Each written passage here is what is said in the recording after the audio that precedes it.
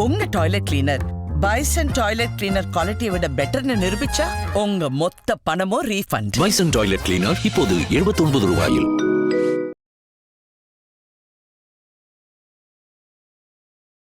Whistle சின்னத்தை இன்றைக்கு தமிழக வெற்றிக் கழகம் வாகை சூடுவதற்காக வாங்கியிருக்கிறது. மக்கள்கிட்ட எல்லாம் கொண்டு போய் அந்த சின்னத்தை சேர்க்க வேண்டிய அவசியம் இல்லை. தலைவரும் தளபதியுமான விஜய் அவர்கள் ஒரே ஒரு வார்த்தை, நாமது சின்னம் விசில், முடிஞ்சு போச்சு.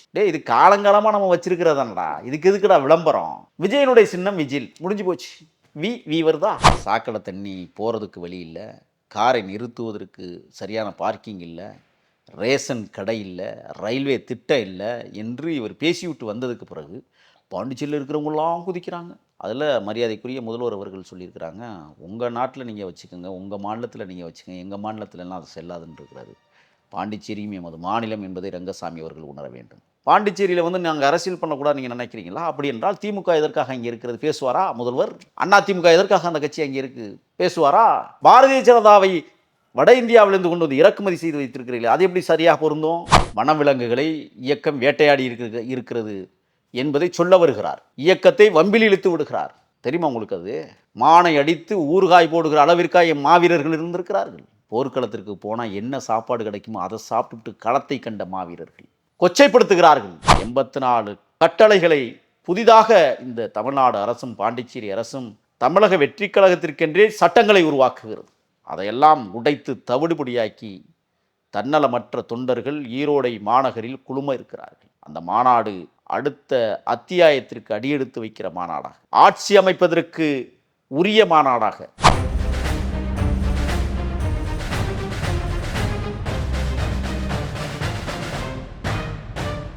ரெட்ரோலோக்ஸ் நெஞ்சங்களுக்கு வணக்கம். நான் கார்த்திக். இன்றைய பொலிட்டிக்கல் பல்ஸ் நிகழ்ச்சியில் நம்முடைய இணைந்திருப்பவர் தமிழ் தேசிய ஆதரவாளர் திரு முகில் ஈரப்பன் அவர்கள். வணக்கம் சார். வணக்கம். எப்படி இருக்கீங்க? சிறப்பாக இருக்கிறேன். தாவேகா செய்தி தான் ஒரு பெரிய பரபரப்பை ஏற்படுத்தியிருக்கு. நமக்கு பொதுவாகவே தேர்தல் அப்படின்னாலே சின்னங்கள் தான் மிக முக்கியமான ஒரு விஷயமா பார்க்கப்படுது. அப்படின்னும் போது இந்த தேர்தல் சின்னத்தில் ரெட்டைலை தெரியும், உதயசூரியன் தெரியும், கை சின்னம் தெரியும், தாமரை கூட தெரியும், விவசாய சின்னம் சமீபத்தில் நம்ம பார்த்துக்கிட்டு இருக்கோம்.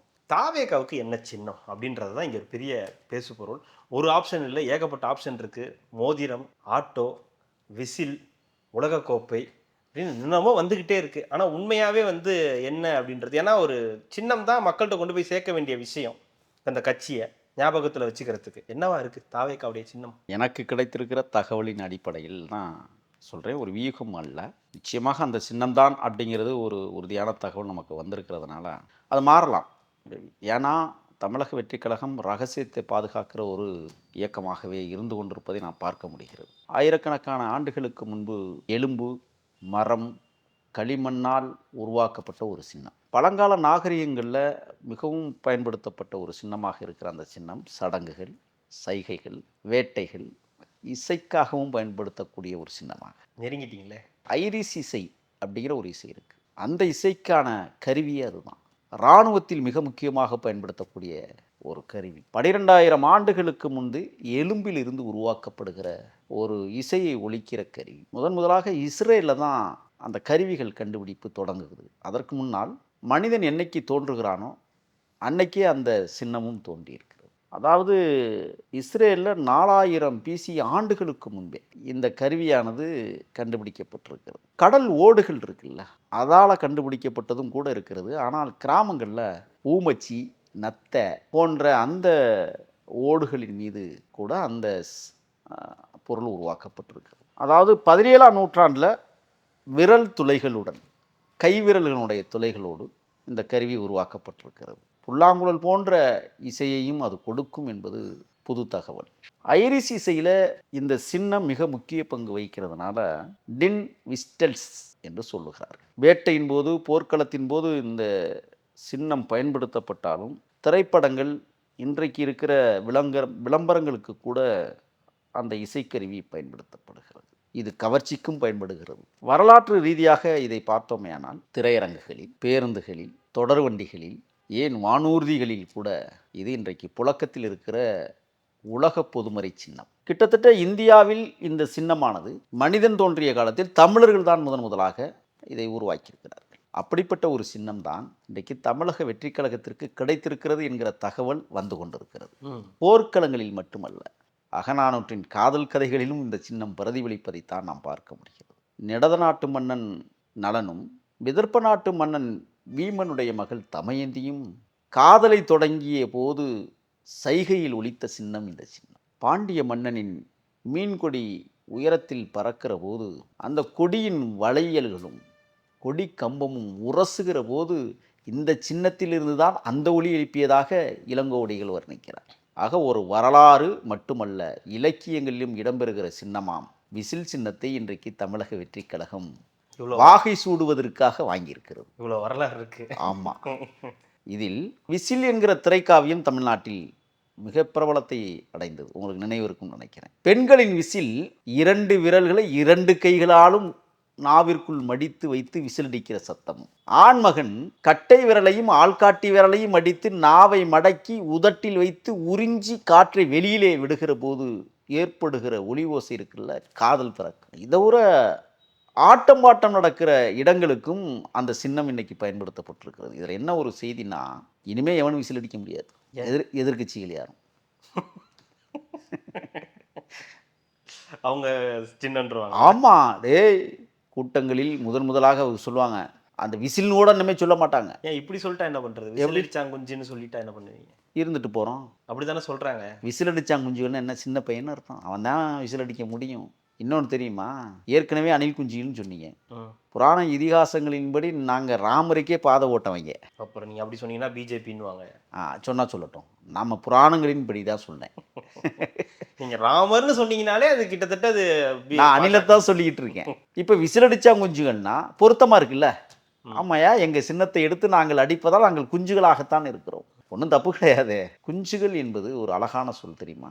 இறை தேடி செல்லுகிற பறவை இரையை தன் நாவால் மடித்து வாயால் இறுக பிடித்து கொண்டு கூடுகளுக்குள் பறப்பதற்கு இயலாமல் இறக்கை முளைக்காமலேயே இரையை தேடுகிற அந்த பறவை குஞ்சுகளுக்கு தாய்ப்பறவை கொண்டு வந்து கொடுக்கிற போது அந்த தாய் குஞ்சு கொண்டு வந்து இரையை நாவுக்குள் வைக்கிற அந்த இடத்தில் ஒரு ஒலி எழும்புகும் தெரியுமா, விசில். அந்த விசில் போன்ற தம்பிமார்கள் தான் இன்னைக்கு குஞ்சுகளாக இருக்கிறார்கள். பறவை குஞ்சுகள் இன்றைக்கு தமிழக வெற்றிக் கழகத்தின் குஞ்சுகளாக பரிணமித்திருக்கிறார்கள். ஒன்றும் தப்பு கிடையாது, 1000 முறை உச்சரிக்கட்டும். இல்லை, அதுதான் இதுவாக இருந்தாலும் ஓகே. அதாவது விசில் அப்படின்னும் போது அது கண்டிப்பா. ஆமாம், நிச்சயமாக. அவர் ஒரு படம் நடிச்சிருக்காரு, பிகில்னு ஒரு படம் நடிச்சிருக்காரு. அவருக்கு விசில் சத்தம் நிறைய வரும். அப்போ இன்றைக்கு விசிலை பயன்படுத்தக்கூடிய இடத்திற்கு இப்போ வந்திருக்கிறோம். ஒரு தடவை அரங்கநாயகமும் எம்ஜிஆரும் பேசிகிட்டு இருந்தாங்களாம். 72 கட்சியை விட்டு வெளியில் வரும்போது என்ன சின்னம் கேட்கலாம் அப்படின்னு சொல்லி கேட்கும்போது அவங்க சொன்னாலும் குதிரை சின்னம் கேட்கலாம் அப்படின்னாங்க. எம்ஜிஆர் யோசிச்சுட்டே சொன்னாராம், வரைய முடியாதே, சாமானிய மக்களும் வரைகிற சின்னமாக இருக்கணும். உதயசூரியன் அவங்க வச்சுக்கா, உதய நிலான்னு நம்ம வாங்கிடலாம். ஒரு ரவுண்டை போட்டால் நிலான்னு சொல்லுவான், அது நிலான்னு சொல்லுவானா இல்லை ரவுண்டுன்னு சொல்லுவானான்னு தெரியாது. இன்னும் ரொம்ப எளிமையாக இருக்கணும். பேசி முடித்து சொன்னாங்களாம், மல்லிகை மொட்டு வச்சிடலாமான்னு கேட்டாங்களாம். நல்லா இருக்கே, அதுக்கு ஒரு 2 இலையை போட்டால் சிறப்பாக இருக்கும். அதுக்கப்புறம் ஆரம் வீரப்பன் போன்ற ஆளுமை மிக்க தலைவர்கள்லாம் ஒன்றா உட்காந்து பேசும்போது சொன்னாங்க, ஏன் மொட்டு, மலர்ந்த முகத்தோடு இருக்கிற மக்களை சந்திப்பதற்கு 2 இலையே போதும், மொட்டை தூக்கிடுவோம்னு சொல்லி இரட்டை இலையை உருவாக்கியதாக அதிமுகவுடைய வரலாறு இருப்பதாக சொல்லப்படுது. அது எளிமையாக எளிய மக்கள் அடுப்புக்கறி எடுத்து ஒரு சோகத்தில் ஒரு கோடை போட்டு 2 இலையை போட்டு போயிடுவான். உதயசூரியனை வரையணும்னா ஒரு 2 மலையை போடணும், 2 தென்னை மரத்தை போடணும், அதுக்கப்புறம் ரவுண்டில் 3/4 போடணும், அப்புறம் ஒரு 10 கோடி இழுக்கணும். இது பெரிய வேலை இல்லை. அதை விட எளிமையாக இருக்க வேண்டும் என்று கருதிய புரட்சித் தலைவர் எம்ஜிஆர் அவர்கள் இரட்டை இலையை இந்த மக்களுக்கு வாரி வழங்கி தந்த வள்ளல் பெருந்தகை. இன்றைக்கு வர இரட்டை இலையை எவனாலையும் அழிக்க முடியுதா? தொட முடியுமா?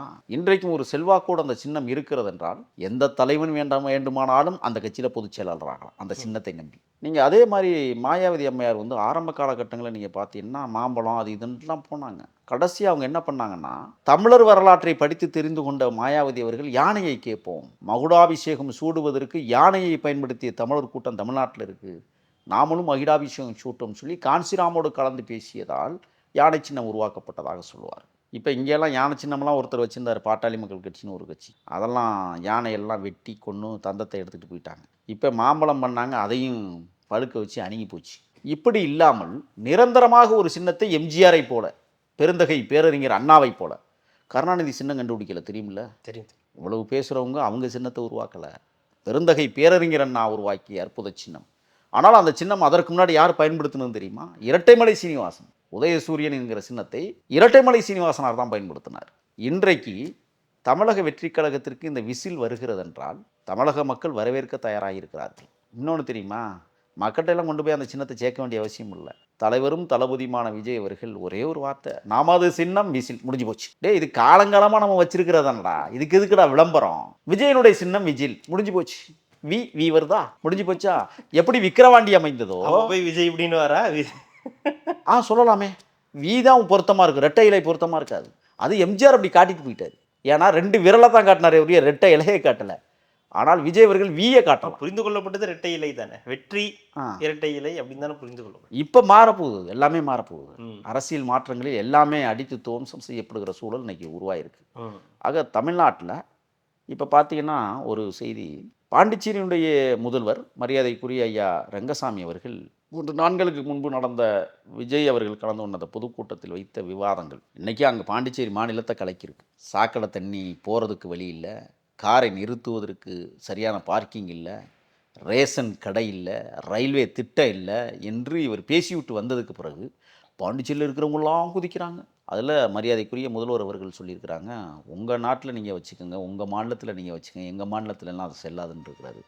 பாண்டிச்சேரியும் எமது மாநிலம் என்பதை ரங்கசாமி அவர்கள் உணர வேண்டும். தமிழர்கள் எங்கெல்லாம் இருக்கிறார்களோ அது எங்களுடைய தேசம். நாகாலாந்து, நாகபுரி, நாகப்பட்டினம் என்றெல்லாம் வரிசையாக வருகிற நாகர்கள் வசித்த பகுதி. ஆகையால் நாங்கள் தமிழர்கள் எங்கெல்லாம் இருந்தார்களோ அது தமிழர் பூமி. பாண்டிச்சேரியில் நாங்கள் அரசியல் பண்ணக்கூடாது நீங்கள் நினைக்கிறீங்களா? அப்படி என்றால் திமுக எதற்காக அங்கே இருக்கிறது? பேசுவாரா முதல்வர்? அண்ணா திமுக எதற்காக அந்த கட்சி அங்கே இருக்கு? பேசுவாரா? பாரதிய ஜனதாவை வட இந்தியாவிலிருந்து கொண்டு வந்து இறக்குமதி செய்து வைத்திருக்கிறீங்களா, அது எப்படி சரியாக பொருந்தும்? அதை மட்டும் நீங்கள் வரவேற்று கூட்டணி சேர்ப்பீங்களா? அவருக்கு சொல்லுவோம், பாண்டிச்சேரியிலும் விசில் வெற்றி பெறும். அவர் நினச்சிட்டு இருக்கிறார். ஒரு எளிமையான மனிதர், மதிக்கக்கூடிய மனிதர், மாற்றுக்கருத்தில்லை. ஆனால் அவர் சேராத இடம் சேர்ந்து சேர்க்கை சரியில்லை என்றால் உங்களையும் நாங்கள் வசைபாடுவதை தவிர வேறு என்ன வழி இருக்கிறது? இன்றைக்கி ஒருத்தர் போய் ஆர்எஸ்எஸ்னுடைய விசி அமைப்பு, விசலை பற்றி பேசிக்கிட்டு இருக்கிற நேரத்தில் விசி அமைப்பில் ஒருத்தர் போய் பேசிட்டு வந்திருக்கிறார். பாரதிய ஜனதா மட்டும் இல்லை, பாரதி விழா, பாரதியாருக்கு ஒரு விழா, அதில் போய் பேசியிருக்காரு. அதில் என்ன தவறுன்னு நினைக்கிறீங்க? எட்டி உதைந்தார் 200 தடவை, முதுகை திருப்பி முட்டியும் பார்த்தார், எதுவும் பயன்படவில்லை. ஆயினும் சரியாய் 1 மணி அளவில் தலைவர் தூக்கமும் வசியும் விழிப்பும் தக்கவாயிருந்த நேரத்தில் பையன் சொரிவான் தூங்குவான் என்ற நிலையில் இருக்க. பாரதிதாசன் 2 வீட்டில் எழுதின கவிதை. ஒரு குடும்பத்தில் ஒரு கணவனும் மனைவியும் உருப்படியாக இல்லை என்றால் அந்த குடும்பம் உருப்படாது என்பதை குடும்பத்திலிருந்து கொண்டு வந்த குத்துவிளக்கு பாரதிதாசன். பாரதிதாசனுக்கு தமிழர்கள் விழா எடுக்கிற சூழலில் பாரதி எங்கேயாவது தமிழ்நாட்டை பற்றி பாடியிருக்கிறாரா? இந்தியாவை பற்றி பாடியிருக்கிறார், பாரதத்தை பற்றி பாடியிருக்கிறார். ஆனால் தமிழர்களை பற்றி அவர் ஒரு நாளும் பாட மாட்டார். இன்னொன்று, ஓடி விளையாடு பாப்பா, நீ ஓய்ந்திருக்கலாகாது பாப்பா, கூடி விளையாடு பாப்பா, ஒரு குழந்தையை வையாதை பாப்பானா எந்த குழந்தை? கேள்வி இருக்குல்ல. இன்னைக்கு கூடி விளையாடு பாப்பா, கூடி விளையாடுவானா பாப்பான், ஓடி விளையாடுவானா பாப்பான், ஓய்வே வாழ்வை என நினைத்து கொண்டிருக்கிறவன் தான் பாப்பான். இன்றைக்கு அந்த மாதிரி பாரதியினுடைய இப்போ இந்திய தேசத்தை ஏற்றுக்கொண்டிருக்கிற தமிழ் போலிய தேசியவாதிகள் இல்லை, அவர் அங்கே போனதில் ஏதாவது முரண் இருக்கா? சீமானவர்கள் அந்த மேடைக்கு போனதில் ஏதாவது முரண் இருக்கு? இவ்வளவு நாளாக A team, B team, C டீமெல்லாம் பேசிக்கிட்டு இருந்தாங்க. நாங்கள் அறவே இல்லை. இன்றைக்கு நிரூபித்திருக்கிறார்கள், நாங்கள் தான் ஏ டீமு. பி டீம்லாம் இல்லையா? பி டீமெல்லாம் கிடையாது. ஒரு டீமு, அந்த டீமோட இன்னொரு டீம் செஞ்சால் அதுதான் ஏ டீமாக இருக்க முடியும். அது தலைமை டீம். ஆக அங்கே போய் அதில் என்ன சொல்கிறாருன்னா, பாகிஸ்தானில் போய் நான் பேசினாலும் பாரதி என்னை பாகிஸ்தான்காரன் கூப்பிட்டாலும் போய் பேசுவேங்கிறார். ராசபக்சே கூப்பிட்டாலும் பேசுவீங்களா? சிங்கள பேரினவாத அரசுகள் உங்களை கூப்பிட்டு பாரதி விழாவில் கலந்து கொள்ளுங்கள், பேசுவீங்களா? பேசணும். பேசுகிறேன்னா அப்புறம் உதப்போம். மானூருக்கா வைப்பாங்களாங்க? மானூருக்கா வைப்பாங்களா? யானை ஊரியா கிடைக்கும். யானை யானை. ஆக சின்ன கேள்வி, நீங்கள் அங்கெல்லாம் இருந்திருக்கீங்க, உண்மையாகவே இருக்கா அந்த மாதிரி எதுவும் இருக்கா? நீங்கள் கேள்விப்பட்டிருக்கீங்களா, சாப்பிட்ருக்கீங்களா? புதுசாக இருக்குங்க. இல்லையாமே, அங்கெல்லாம் ரொம்ப பரவலாக இருக்காமே. என்ன நான் கூட சொன்னதுக்கு கமெண்ட்ஸ்லாம் சொன்னாங்க, அதெல்லாம் இருக்குது உனக்கு தெரியாது அப்படின்னாங்க. கொண்டாந்து காட்ட சொல்லுங்கள். இது என்ன தெரியுமா? இயக்கத்தை கொச்சைப்படுத்துகிற வேலை. வனவிலங்குகளை இயக்கம் வேட்டையாடி இருக்கிறது என்பதை சொல்ல வருகிறார். இயக்கத்தை வம்பில் இழுத்து விடுகிறார். தெரியுமா உங்களுக்கு? அது மானை அடித்து ஊறுகாய் போடுகிற அளவிற்காக என் மாவீரர்கள் இருந்திருக்கிறார்கள். போர்க்களத்திற்கு போனால் என்ன சாப்பாடு கிடைக்குமோ அதை சாப்பிட்டு களத்தை கண்ட மாவீரர்கள் கொச்சைப்படுத்துகிறார்கள். நீங்கள் பார்த்ததில்லை, நம்ம பார்த்து கேள்விப்பட்டதில்லை. ஆமக்கறி தின்றுருக்குறோம். இருக்கு. நட்சத்திர ஆமைகள் நிலப்பரப்பில் நிறைய இளைஞ்சு தெரியும். போர்க்களத்துக்கு போயிட்டு வருகிற போது ஏதாவது சாப்பிடலாமேன்னு ஆசைப்பட்ட போர்க்கள வீரர்கள் ஒரு 10 ஆமை சேர்ந்துச்சுன்னா ஒரு 12 பேர் சாப்பிட்லாமேன்னு சொல்லி தூக்கிட்டு வருவாங்க. வெந்நீரில் வேக வச்சு அதை உருட்டி அந்த கறியெல்லாம் எடுத்து குடல்லாம் நீக்கி அழகாக கட் பண்ணி ரொம்ப அற்புதமாக செய்வாங்க. இதே ஆமை சுதின்னு சொல்லுவாங்க. சொதி, ஆமை சொதி அப்படின்னு சொல்லுவாங்க. அங்கே மீன் சொதி இருக்குது, நண்டு சொதி இருக்கிறது. ஆனால் மான் ஊறுகாயை நான் வாழ்க்கையில் கேள்விப்பட்டதே இல்லை. புதுசாக இருக்குது எல்லாமே. நான் ஒன்று கேட்குறேன், மாமிசத்தில் ஊறுகாய் போட்டால் நீண்ட நாள் நிற்குமா? இது ஒரு கேள்வி இருக்குல்ல. அதை சாப்பிட்டா உடம்புக்கு என்னவாகும்? ஆக எமது பேர் இயக்கத்தை, தமிழ்தாயகத்தினுடைய விடுதலைக்காக தன்னையே தனலாக்கி கொண்ட மாவீரர்களை மான் வேட்டையாடி சாப்பிட்டார்கள் என்பதை சொல்ல வருகிறார். சரி, நம்ம அந்த டாபிக்லேருந்து வந்துடலாம்னு நினைக்கிறேன். இந்த பாஜக மன்னிக்கணும், இந்த பாரதி பற்றிய ஒரு விழாவில் ஆர்எஸ்எஸ் மேடையில் போய் அவர் ஏறி பேசினது பேசு பொருளாக மாறி இருக்குன்றது என்ன எடுத்து சொல்லுது? இந்த பெரியாரை தேர்தலுக்கு இது என்ன எடுத்து சொல்லுது? பெரியாரை பற்றி பேசினால் கைதட்டுகிறார்கள். அம்பேத்கரை பேச வேண்டியதான். நான் இங்கே பார்ப்பனர்களுக்கு மத்தியில் அம்பேத்கரை பேசியிருக்கலாம்ல, ஏன் பேசலை? நான் ஒன்று கேட்கவா? முண்டாசு கவிஞன் என்று சொன்னோம். ஏன் சொன்னோம் தெரியுமா? உள்ளே இருக்கிற குடிமி வெளியில் தெரிஞ்சிடக்கூடாதுங்கிறதுக்காகவே முண்டாசு கட்டியிருப்பார் என்றே என்ன தோன்றுகிறது. அரை நிர்வாணத்தோடு தானே பார்ப்பனர்கள் திரிவார்கள், பார்த்துருக்குறீங்களா? ஏன் பாரதி அரை நிர்வாணத்தோடு தெரியவில்லை? நான் பாரதியை கொச்சைப்படுத்தவில்லை. இன்றைக்கு கொச்சைப்படுத்த வேண்டிய சூழலுக்கு இவர்கள் என்னை தள்ளுகிறார்கள். இனிமே பாரதியை பற்றி பேசினாவே எனக்கு பயங்கரவாதம் தோணுது. நான் விரும்பிய புலவன், நான் நேசித்த புலவன், இந்தியாவை இல்லை அவர் பேசின காரணத்தினால அவரு நம்ம வந்து கொச்சைப்படுத்த வேண்டிய அவசியம் இருக்கா என்ன? கண்டிப்பாக இருக்குது. தேசிய தலைவனே ஒரு கொட்டாய்களை கொண்டு போய் குத்தினிச்சது மாதிரி ஆக்கிட்டாங்களா? எங்களுக்கு குத்தகைக்கு எழுதி கொடுத்தது மாதிரி பண்ணிட்டாங்களா தேசிய தலைவனை? யோசிச்சு பாருங்கள். அந்த படம் எங்கே பார்த்தாலும் இப்போ என்ன, நீ சீமான் வச்சியான்னு கேட்கான் என்னைய. என் தலைவன் கரம் பிடிச்சி நடந்தவங்கடா நாங்கள்லாம். என் தலைவனுக்காக கண் உறக்கம் பாராமல் கடைசி வரை களத்தில் நின்று ஆயுதங்களையும் மருந்து மாத்திரைகளை அனுப்பிய கூட்டங்கள் நாங்கள். எங்களுக்கு தான் அந்த வழி தெரியும். இவர்கள்லாம் செய்திருப்பார்களா? ஆக என் தலைவனை நேசிக்கிற போது சட்டைப்பையில் என் தலைவன் படத்தை வைத்திருந்தா கூட பார்வையாளர்கள் பார்க்குறவங்க இவன் நாம் தமிழராக இருப்பான்னு கேட்குறான். யோசிச்சு பாருங்கள் நீங்கள். அப்படித்தான் இப்போ நாங்கள் பார்க்குறோம் பாரதி.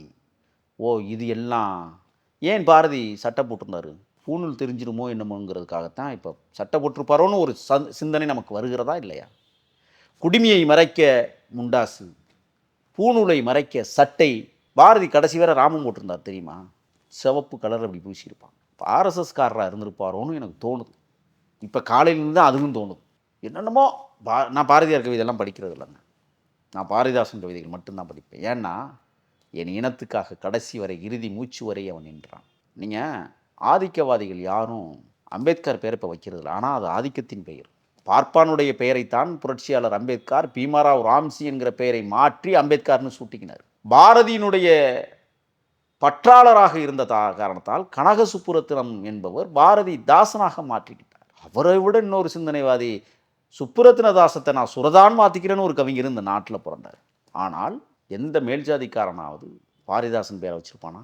இவர்கள் முருகர்னே பேர் வைக்காதவர்கள், வேலன் என்று பேர் வைக்காதவர்கள், வேடன் என்கிற பேர் வைக்காதவர்கள் எப்படி கீழ்ச்சாதிக்காரன் பேரை வைப்பான்? அம்பேத்கருங்கிற பெயரே வைக்க மாட்டான். அக்ரஹாரத்தில் அம்பேத்கர் பெயர் உண்டா?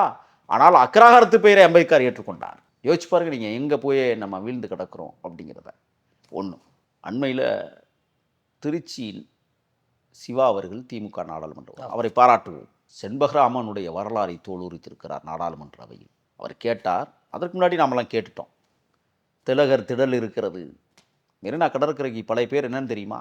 திலகர் திடல். புதுக்கோட்டையில் ஒரு திலகர் திடல் இருக்கு. ராஜீவ்காந்தி மருத்துவமனை, இந்திரா காந்தி சாலை, ஜவஹர்லால் நேருக்கு சிலை, ஏன் ராஜாராம் மோகன் ராய்க்கு கூட இங்கே திருப்பெயர்கள் இருக்கிறது. அவர் கேட்டார், வீரபாண்டிய கட்டபொம்மனுக்கு ஒரு தெருவாவது ஒரு சிலையாவது வட மாநிலங்களில் உண்டான்னு கேட்கிறார். மருது சகோதரர்கள் பேரையாவது யாருக்காவது வைத்திருக்கிறீர்களா?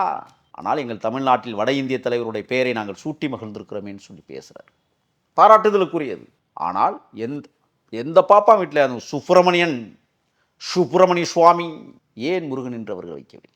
அவர்களாகவே முருகனுக்கு சுப்பிரமணிய சுவாமின்னு ஒரு பேரை வச்சுக்கிட்டான். ஏன்? கொள்ளையடிக்கிறது, மணி அடிக்கிறது. இல்லைன்னா முருகன் கோயில். நான் ஒன்று சொல்கிறேன், இந்த இந்து சமய அறநிலையத்துறை இருக்குல்ல, இந்த திருக்கோயில்கள் கிராம தெய்வங்களுக்குள்ளும் காஞ்சி சங்கராச்சாரியார் புகுந்திருக்கிறார். கிராம தெய்வங்கள். ஆமாம், அதுக்கு எடுத்துக்காட்டு நான் ஒன்று சொல்கிறேன். இன்னும் அந்த திருத்தலமெல்லாம் இந்து சமய அறநிலையத்துறைக்கு கொண்டு வரணும்னு சொல்கிறேன். புதுக்கோட்டை மாவட்டம் திருமயம் தொகுதி அரிமளம் ஒன்றியத்திற்குள்ள கீழப்பனையூர் அப்படிங்கிற ஒரு கிராமத்தில் அருள்மிகு காமாட்சியம்மன் திருத்தலம் அப்படிங்கிற ஒரு பெரிய கோயில் இருக்குது. அது இன்னும் இந்து சமயத்துக்கு கொண்டு வரல. அந்த கோயில் கிராம தெய்வம். இன்றைக்கி அங்கே வந்து நாட்டார் வழிபாட்டு முறை. அந்த ஊர்க்காரங்க தான் அங்கே பூசாரித்தனம் செய்வார்கள். எந்த பார்ப்பனர்களும் உள்ளே நுழைவதில்லை. ஆனால் அங்கே காஞ்சி சங்கராச்சாரியாருக்கு சிலை இருக்கிறது. காஞ்சி சங்கராச்சாரியரை இவர்கள் எங்கே கொண்டு போய் நிறுத்தியிருக்கிறாங்கன்னா, கிராம தெய்வங்கள் வரிசையாக ஊனியிருப்பாங்கள்ல, கருப்பரு, காளியாத்தா, மாரியாத்தா, இந்த மாதிரி ஊனியிருக்கிற சிலைகளுக்கு பக்கத்தில் காஞ்சி சங்கராச்சாரியார் சிலையை ஊனி அதற்கும் இவர்கள் அபிஷேகம் செய்கிறார்கள் என்றால் எப்படி பார்ப்பனியம் உள்ளே நுழைகிறது என்பதற்கு சான்று. உடனடியாக அந்த கோயிலை வந்து இந்து சமய அறநிலைத்துறைக்கு மாற்றணும்னு நான் சொல்கிறேன். அந்த சிலைகளை அப்புறப்படுத்துங்கள். தமிழருடைய மெய்யியலை இவர்கள் கேலிக்கூத்தாக்குகிறார்கள். அப்படித்தான் சீமான் இன்றைக்கு தமிழர்களுடைய மெய்யியலையும் தமிழர்களுடைய பாரம்பரியத்தையும் பாரதி என்கிற பெயரில் பார்ப்பானிடம் ஒப்படைத்திருக்கிற குற்றச்சாட்டை நான் பதிவு செய்கிறேன். ஏன் பாரதிதாசனை பற்றி பேச மறுக்கிறார்? அவன் தமிழர் நாடு விடுதலை அடைய வேண்டும் என்று பேசினான். சுதந்திரம் அடைவதற்கு முன்பாகவே 20 ஆண்டுகளுக்கு முன்பே பாரதியார் இந்திய நாடு விடுதலை பெற வேண்டும் என்று பாடியிருப்பதை சுட்டி காட்டுகிறார்கள். நான் சொல்கிறேன், நாங்கள் பாரதிதாசனை போற்றுவோம். அவன்தான் என் இனத்திற்கான முதல் பாடகன், முதல் கவிஞன். அவன் பாடாத கவிமுறைகளே இல்லை தமிழர்களுக்காக. பார்ப்பேன் எவனாவது பாரதிதாசன் விழாவை எடுப்பானா? அவர் சொல்கிறாரு, இப்போ பாகிஸ்தானில் பாரதி விழா நடத்தினாலும் நான் போய் பேசுவேன்னு சொல்லி சும்மா வாய்ச்ச விடாது. உங்களுக்கு கடவுச்சிட்டே முடக்கி வச்சுருக்கேன், நீங்கள் எப்படி பாகிஸ்தானுக்கு போவீங்க? புரியுதுங்களா உங்களுக்கு? எனக்கு இந்திய அரசு மேலே ஒரு வருத்தம். ஏன் அந்த ஆளுக்கெல்லாம் போய் கடவுச்சிட்டை முடக்கி வச்சுருக்கிறீங்க? வெளிநாடுகளில் போய் இவர் கிளின்னு கிழிச்சிருவார், திருப்பி இயக்கத்தை அப்படியே உருவாக்கிடுவார், நெய்தல் படை மூலமாக அப்படியே போய் நெதர்லாந்துக்கே போயிடுவார். இதெல்லாம் சும்மா அந்த ஆளுக்கு கடவுச்சீட்டை கொடுத்து விடுங்க, அவ்வளோதான் மவுசு. எந்த வெளிநாட்டிலும் எந்த தமிழர்களும் அவரை அழைக்க மாட்டார். அப்படி எவனாவது ஒருத்தன் அழைக்கிறான்னா அவன் ஏதோ காசுக்காக அழைக்கிறான்னு அர்த்தம். இது ஒரு பக்கம். இன்னொரு பக்கம் ஈரோட்டில் வருகிற 18ஆம் தேதி விஜயுடைய இந்த பரப்புரை, செங்கோட்டையன் அவர்கள் இதை தலைமை தாங்கி இதை பண்ண போகிறார். செங்கோட்டையன் சேர்ந்ததுக்கு பிறகு நடக்க போகிற முதல் கூட்டம் அவரோட ஊரில் சொல்கிறேன். 18ஆம் தேதி 11 மணிலேருந்து 1 மணி வரைக்கும் விஜய் அவர்கள் அங்கே பேசுகிறதுக்கான வாய்ப்புகள் இருக்குன்னு சொல்லப்படுது. என்ன எதிர்பார்ப்பு? ஏன்னா ஈரோட்டு தொடர்ந்து அவருடைய பேச்சு தான் இங்கே ஒரு பெரிய பேசு பொருளாக மாறி இருக்குது. புதுச்சேரியில் பெரிய அளவுக்கு அந்த பேச்சுகள் வந்து புதுச்சேரியில் இருந்தாலும் இங்கே அது அளவுக்கு பெரிய 10 நிமிட பேச்சுன்றதுனால பெரிய அளவுக்கு இது இல்லை. ஈரோடு எப்படி இருக்குன்னு எதிர்பார்க்குறது?